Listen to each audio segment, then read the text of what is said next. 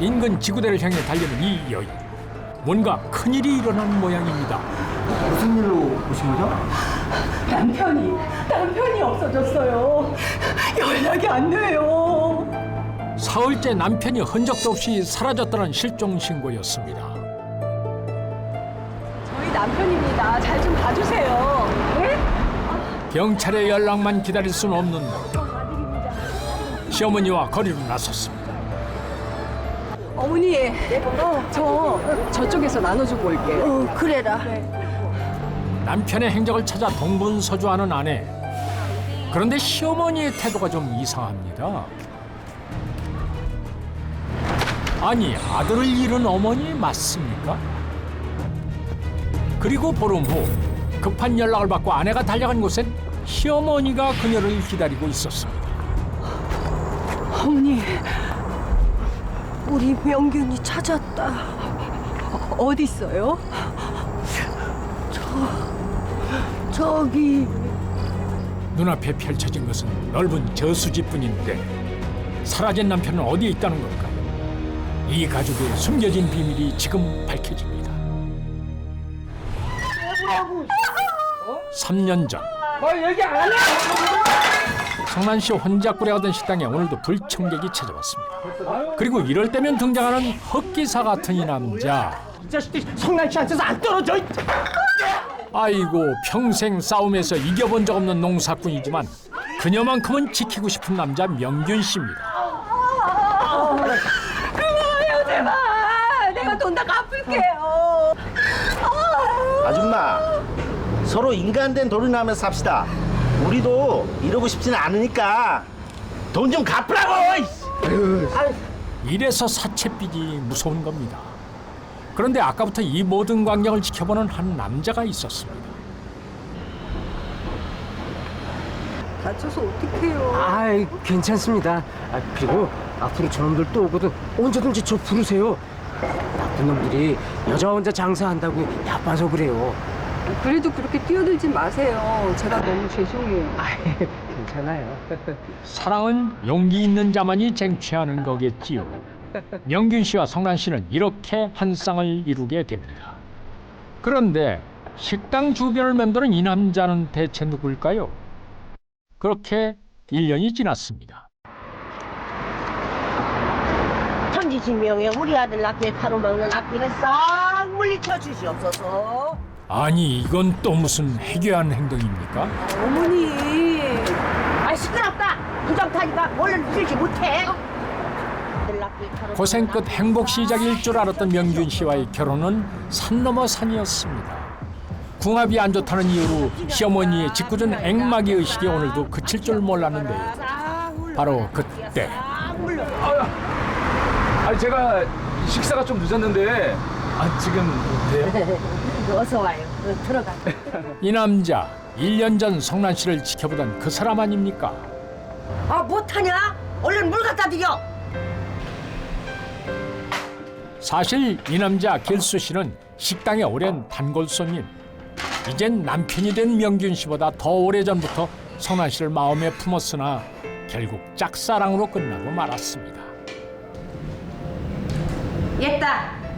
이거 은실이 엄마가 임신할 때 입었던 속옷이다. 아니, 속지 어떻게 입어요, 어머니. 어디서 시애미한테 바락바락 말대답이야? 내가 다 용하다는 무당한테서 듣고 피가 지고 살이 되라고 일러주는 걸 그걸 토끼를 뜨고 댄다! 그런 뜻이 아니고요, 어머니. 됐다! 네가 아들 낳던 식당을 일으킬 때 알아서 해! 어디서 저런 게 와가지고 그냥 아유 속 터져. 이제 살림 차린 지 1년. 무서운 시어머니의 매운 시집살이로 성란 씨가 힘겨울 법도 한데 또 금세 얼굴이 환해집니다. 여보 왜 나와? 당신 힘들게 일하고 왔는데 이리 줘. 괜찮아, 됐어. 내가 들게. 아유, 내가 할게. 들어가 있어요. 늘 차고 넘치는 남편의 사랑 덕에 그래도 행복한 성란 씨. 여기 사랑하는 여자의 웃음이 더 가슴 아픈 남자 길수 씨. 이 세 사람의 복잡한 인연은 어디서부터 엉켜 있었던 걸까요? 아내와 남편은 두 분 다 재혼이었는데요. 남편이 다니는 식당에서 이제 손님으로 알고 지내다가 결혼까지 하게 됐습니다. 시어머니는 무속 신앙이 좀 깊은 상황이었고요. 며느리에 대해서는 처음부터 통탁지 않게 생각하고 있는 상황이었습니다. 며칠 후 갔다 올게요. 아내의 배웅을 받으며 급하게 집을 나서는 명균 씨. 이제 눈 감고도 다닐 수 있는 동네길. 그런데 잠시 후 아까부터 의문의 차량 한 대가 명균 씨 뒤를 바짝 따라 붙습니다.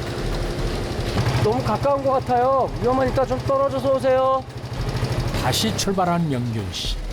바로 그때 이런 명균 씨가 우려했던 대로 사고가 나고 말았습니다. 그런데 천천히 다가오는 의문의 가해자. 이 사고엔 뭔가 비밀이 있는 것 같은데요. 다행히 병원으로 옮겨져 치료를 받은 명균 씨. 예. 아니, 접니다. 들어가. 아이, 뭐 그런 걸 다 사와. 웬일로 길수 씨가 찾아왔습니다. 몸 좀 어떠세요? 괜찮아. 뭐 아무렇지도 않은 걸 뭐. 전치 8주의 부상을 입은 명균 씨. 기분이 꽤 좋아 보이는데요. 들어오세요. 어떠냐? 괜찮아요. 저 그럼 형님 먼저 가볼게요. 왜? 예. 그랬어.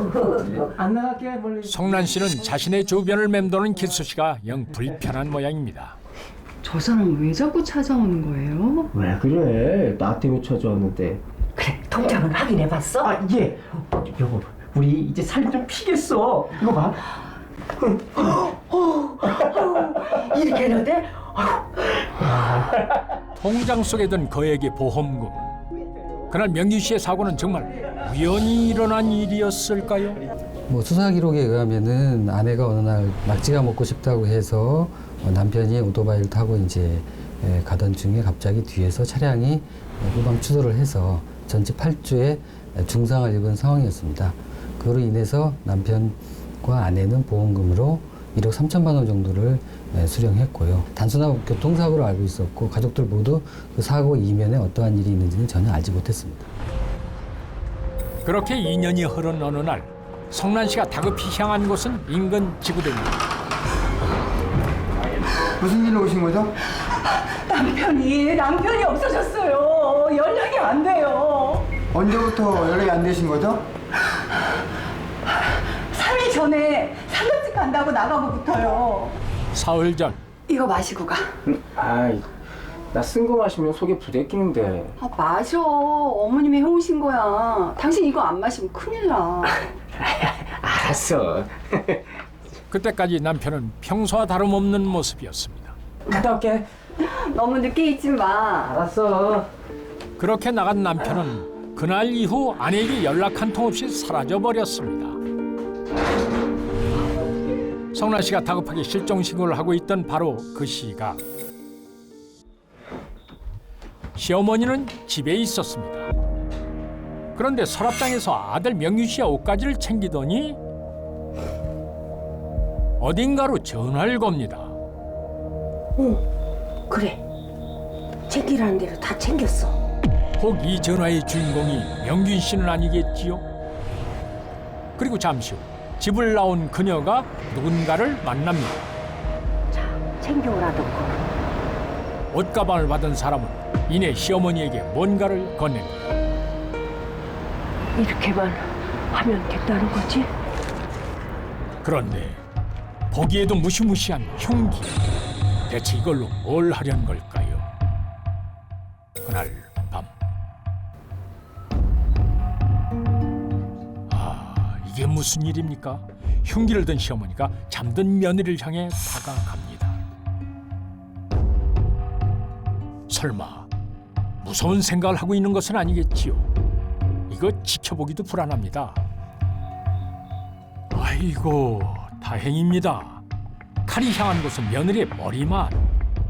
그런데 이 한밤의 기행은 끔찍한 사건의 서막이었습니다. 보름이 지났습니다. 저희 남편입니다. 잘 좀 봐주세요. 네? 아직도 강간무소식인 남편. 바로 그때 여보세요? 이게 어디라고요? 뜻밖의 전화가 걸려왔습니다. 잠시 후 집에서 멀지 않은 저수지에 도착한 성난 씨. 그녀를 부른 사람은 시어머니였습니다. 어머니, 우리 명균이 찾았다. 어디 있어요? 저기. 물속에 아들이 있다는 시어머니는 경찰에 수색까지 요청한 상태. 믿을 수 없는 얘기는 또 있었습니다. 아드님 기운이 희미합니다. 잠드신 지 꽤 오래 지난 듯합니다. 말도 안 돼요. 그날 아무렇지도 않게 나간 사람이 어떻게 물속에 있어요? 저 못 믿는다고요. 인연이 우리 아들 잡아먹었지? 내가 궁합 안 좋을 때부터 알아봤어. 여기요 이게요 이렇게 되는구나. 그런데 잠시 후 충격적인 일이 일어났습니다. 저수지에서 건져올린 의문의 여행가. 그곳에 싸늘한 죽음이 되어 보름 만에 돌아온 남편 명균 씨가 있었습니다. 어쩌면 영영 물속 깊이 잠겨버렸을 명균 씨의 죽음. 아니 우리 아들이 얘 우리 아들이야. 엄마다. 나 어떻게 살려? 명균아, 우리 아들. 명균아. 아니 나 어떻게 살려? 이거 참. 천류는 따로 있거늘 연이 안 될 남녀를 붙였으니 시어머니는 아들의 행방을 어떻게 알게 된 것일까요?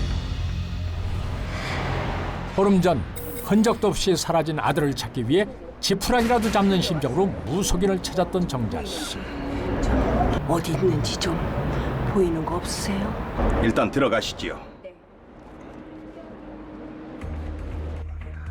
그런데 정자 씨는 이 무속인에게서 놀라운 이야기를 듣게 됩니다.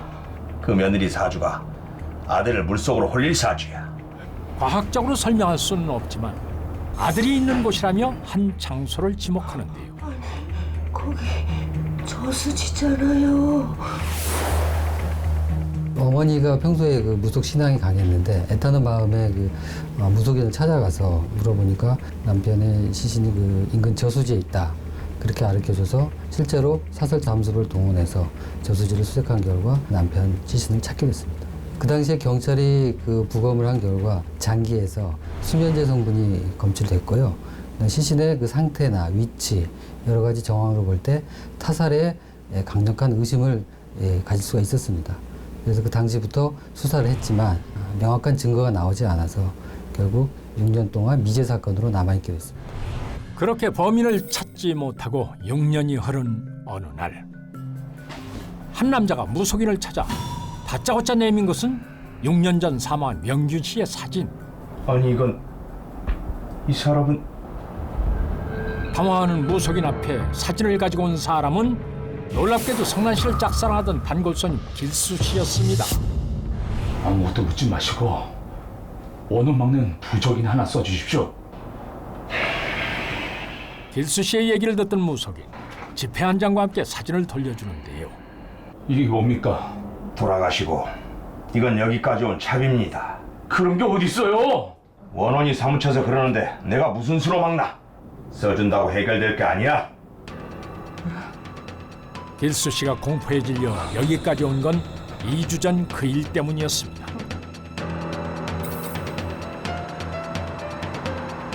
그날도 그는 성난 씨의 주위를 배회하고 있었습니다.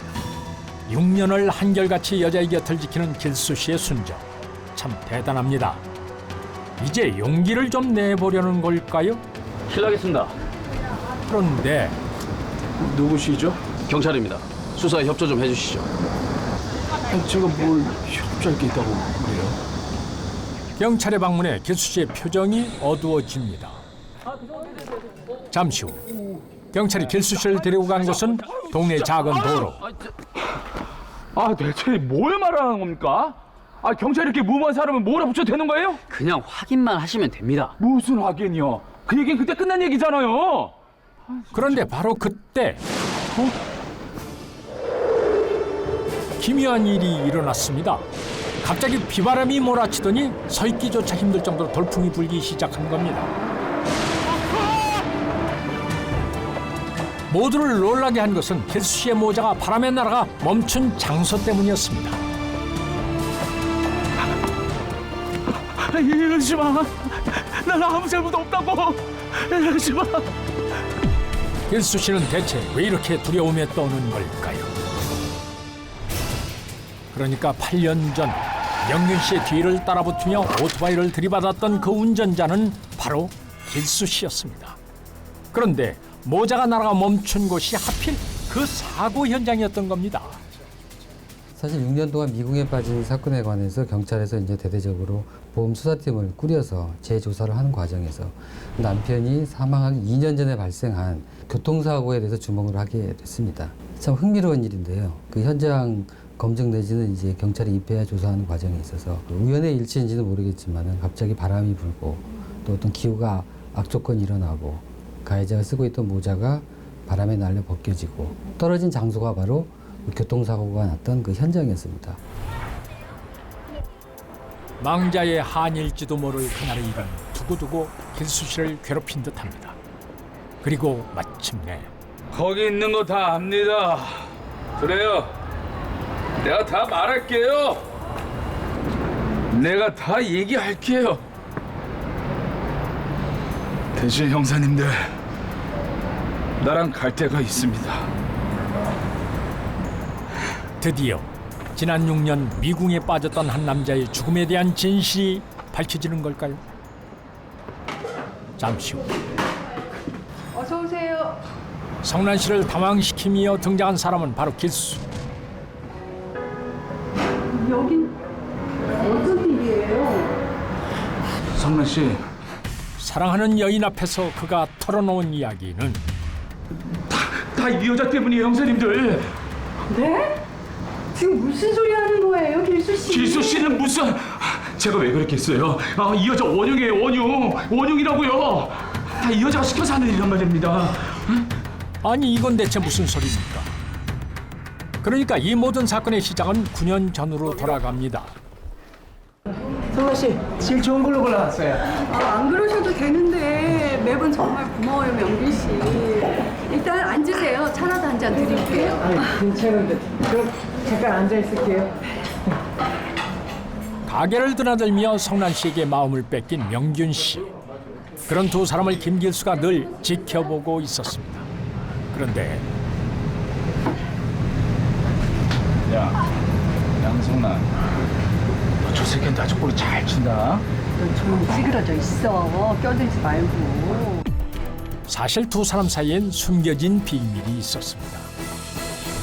내가 이따 다 얘기해 줄게. 조사관 가면 식당 적자. 아유.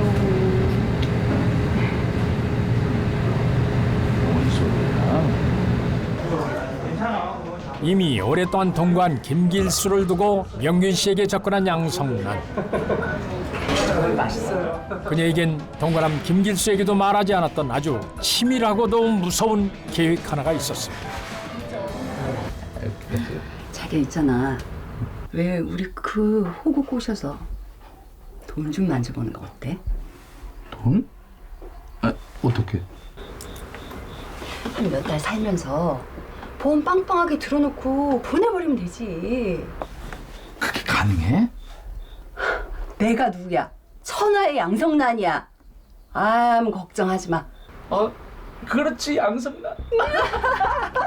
그것은 오로지 돈을 위해 한 남자의 순정을 이용하려던 잔인한 계획이었습니다.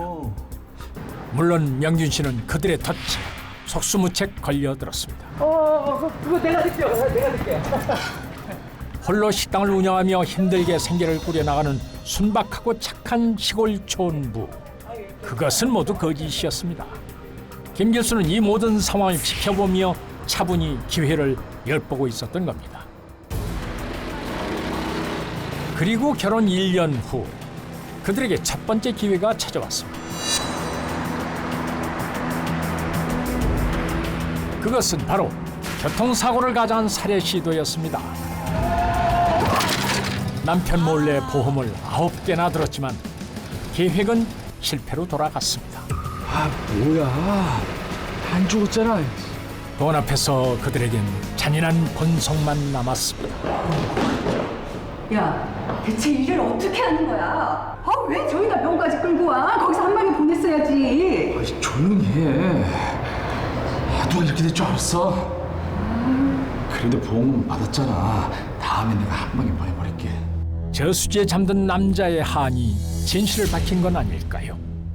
교통사고 부분에 관해서는 살인미수죄가 인정이 돼서 법원에서 징역 6년의 실형이 선고됐지만 저수지 살인 사건에 관해서는 검찰의 공소와 달리 명확한 증거가 없다는 이유로 해서 무죄 판결이 선고됐습니다.